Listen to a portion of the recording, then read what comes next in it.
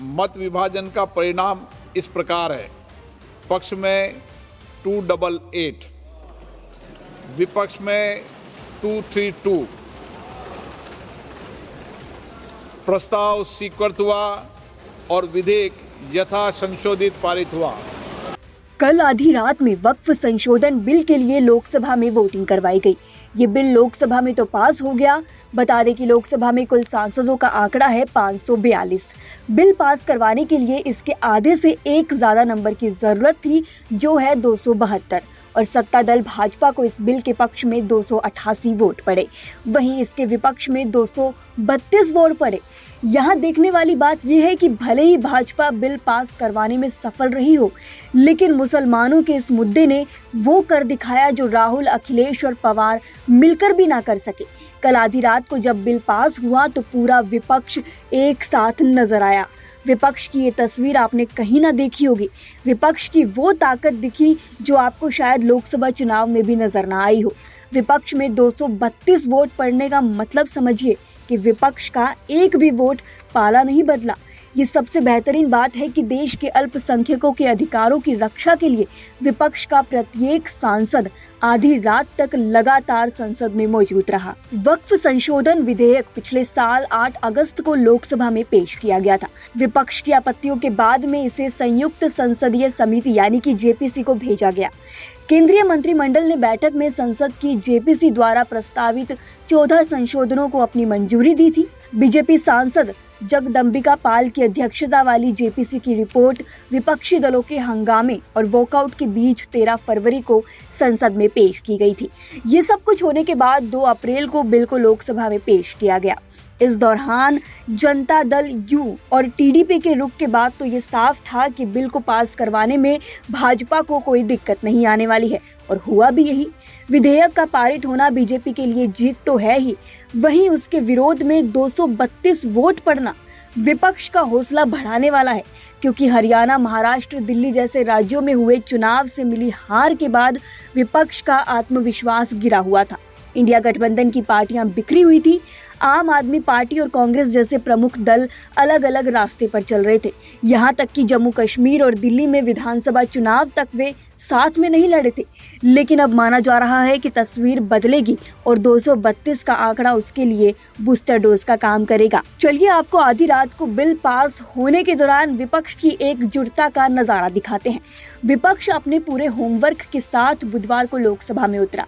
Congress, Samajwadi party, Trinamool Congress, DMK समेत कई विपक्षी दलों ने विधेयक को असंवैधानिक और मुसलमानों की जमीन हड़पने वाला बताते हुए इसका कड़ा विरोध किया।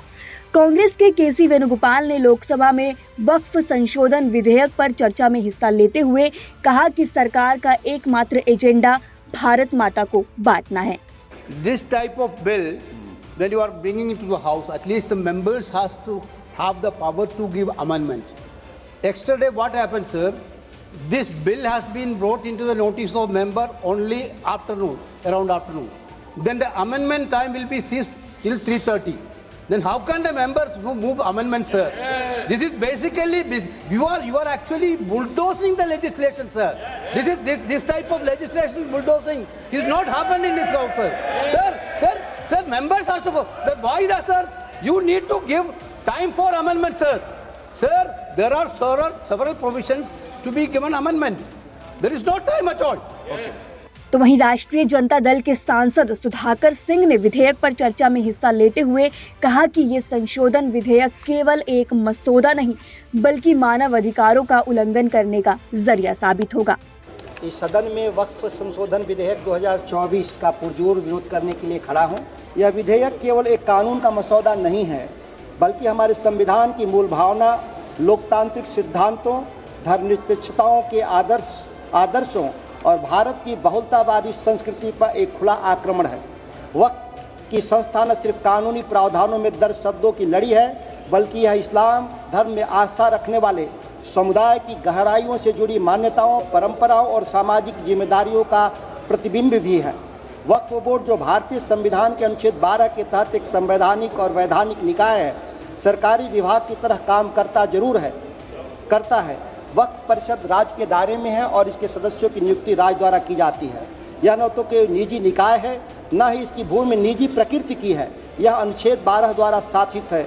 इस समिति में कलेक्टर की नियुक्ति करके इसकी कमजोर किया जा रहा है। यह कॉन्फ्लिक्ट ऑफ इंटरेस्ट का भी मामला बनता है।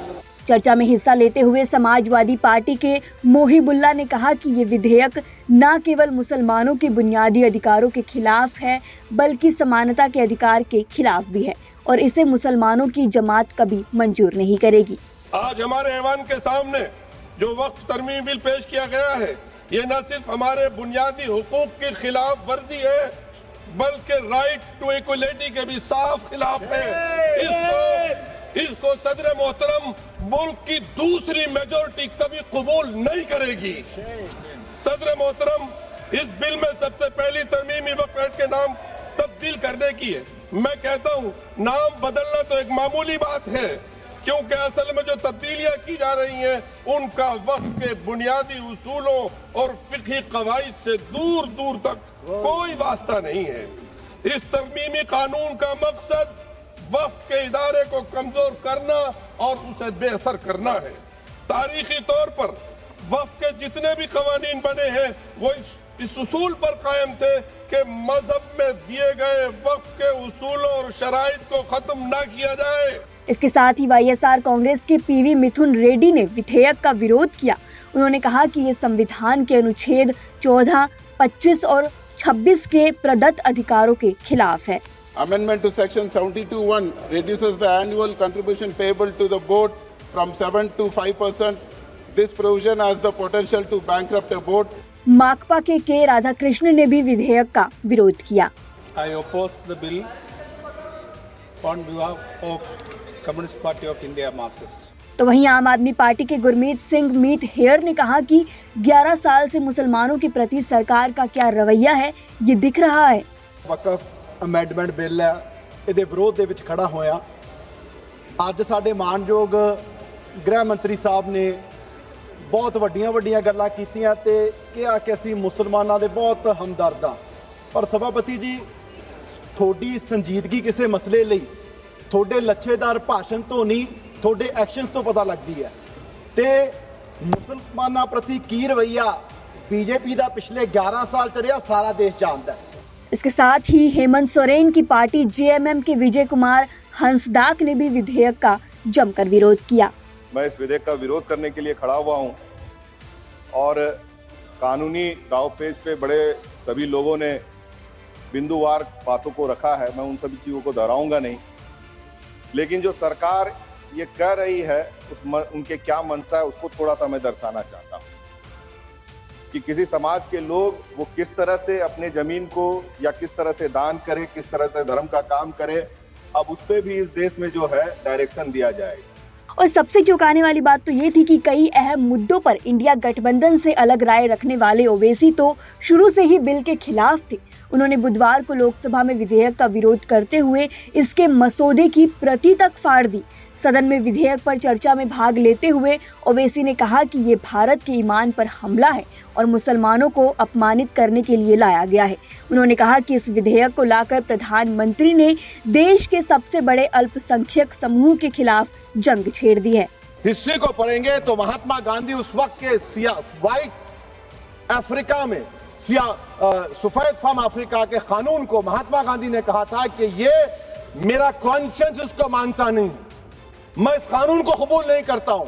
तो महात्मा गांधी ने क्या किया, उन्होंने उस कानून को फाड़ दिया। तो मैं गांधी की तरह इस कानून को फाड़ता हूं। ये अनकॉन्स्टिट्यूशनल है सर।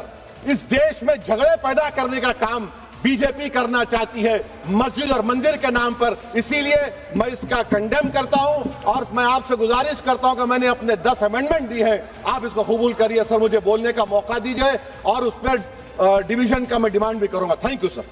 विपक्ष के बिखराव का जो सबसे ताजा मुद्दा है वो परिसीमन है। तमिलनाडु के मुख्यमंत्री एमके स्टालिन इस मुद्दे पर सरकार पर हमलावर है। उन्होंने हाल ही में चेन्नई में विपक्षी दलों की एक बड़ी बैठक बुलाई थी। ओडिशा और पंजाब के अलावा दक्षिणी राज्यों के कांग्रेस नेताओं ने भी इस बैठक में हिस्सा लिया। हालांकि हिंदी बेल्ट और महाराष्ट्र के दलों ने किनारा कर लिया। वहीं टीएमसी भी इस बैठक में शामिल नहीं हुई। डीएमके ने इस बैठक में उत्तर की विपक्षी पार्टियों को आमंत्रित ही नहीं किया था। इसमें सपा और आरजेडी के अलावा भी कई दल शामिल थे। इसके अलावा महाराष्ट्र से शिवसेना और एनसीपी को भी शामिल नहीं किया गया। टीएमसी को भी मीटिंग में बुलाया गया था, लेकिन टीएमसी ने बैठक में हिस्सा नहीं लिया। इसके अलावा अडानी के मुद्दे पर भी विपक्ष एक साथ नहीं रहा। लोकसभा के शीतकालीन सत्र में कांग्रेस इस मुद्दे पर सरकार के खिलाफ मुखर रही थी, लेकिन उसे सपा और टीएमसी का साथ नहीं मिला। इसके अलावा इंडिया गठबंधन के नेतृत्व पर भी विपक्ष बिखरा हुआ है। टीएमसी चाहती है कि ममता बनर्जी गठबंधन को लीड करे, तो वहीं कांग्रेस की सोच अलग है। कुछ समय पहले ही यूपी में उपचुनाव को लेकर कांग्रेस और सपा के बीच असहज स्थिति बनी थी। महाराष्ट्र चुनाव के दौरान भी सहयोगी दलों में तालमेल की कमी होने की बात सामने आई थी।